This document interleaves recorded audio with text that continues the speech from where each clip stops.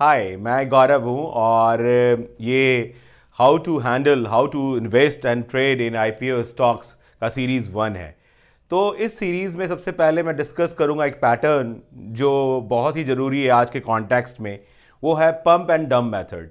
So pump and dump में क्या होता है कि जो आईपीओ का स्टॉक का आईपीओ आता है तो काफ़ी हल्ले के साथ आता है, कहते हैं ना लोकल लैंग्वेज में बाजे और गाजे के साथ आता है, और उसके बाद उसकी हवा निकल जाती है। तो अब इसको समझाने के लिए मैं आपको फेसबुक का एग्जांपल देता हूं कि मई 2012 में फेसबुक का आईपीओ आया और वो फर्स्ट वीक में ही लुढ़क गया अपने आईपीओ प्राइस से, और 5 महीने तक वो गिरता ही रहा।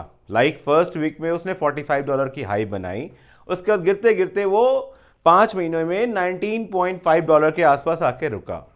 वहां पे वो 3 महीने उस 19.5 से $22 के बीच में वो साइडवेज में ट्रेड करता रहा।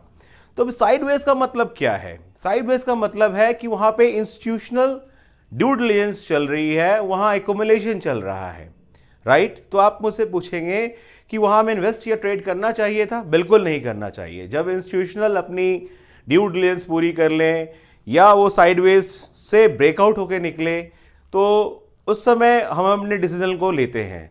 तो उसके बाद क्या हुआ कि वो उसने ब्रेकआउट किया उस रेंज को और उसने एक नया रेंज बनाया, वहां भी उसने 4-5 मंथ्स स्पेंड किया।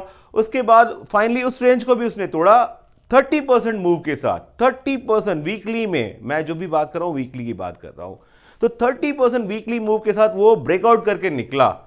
और जो भी डिसिप्लिन्ड इन्वेस्टर और ट्रेडर या ने पेशेंस रखा होगा और वहां पे एंट्री ली होगी तो वो स्टॉक 4-5 इयर्स में 4-5 टाइम्स बढ़ा, यानी $35 से वो ऑलमोस्ट $200 तक चला गया था। उसके बाद से एक छोटी सी करेक्शन हुई थी।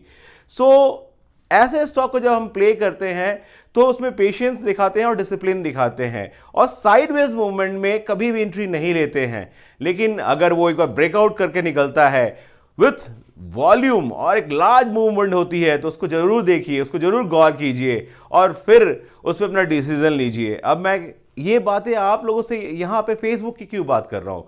मुझे 2-3 ऐसे स्टॉक्स इंडिया में भी दिखाई दे रहे हैं। अच्छा, फेसबुक क्यों बढ़ा 4-5 टाइम्स? उसका लॉजिक ये है कि उसकी अर्निंग में, ग्रोथ में क्लियरिटी आते चली गई और वो अच्छी होती चली गई।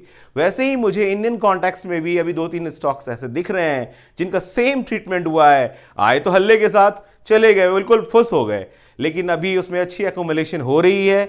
सो आप अपने एडवाइजर से बात करें या खुद मेहनत करें और उस स्टॉक को ढूंढें, और वहां पे रिस्क रिटर्न का बहुत ही अच्छा कंफर्टेबल ट्रेड है वो और इन्वेस्टमेंट है। वहां रिस्क रिवॉर्ड बहुत अच्छा है। स्टॉक मार्केट में अगर आपने रिस्क मैनेज कर लिया तो आपकी ऐसी ही जीत हो जाती है।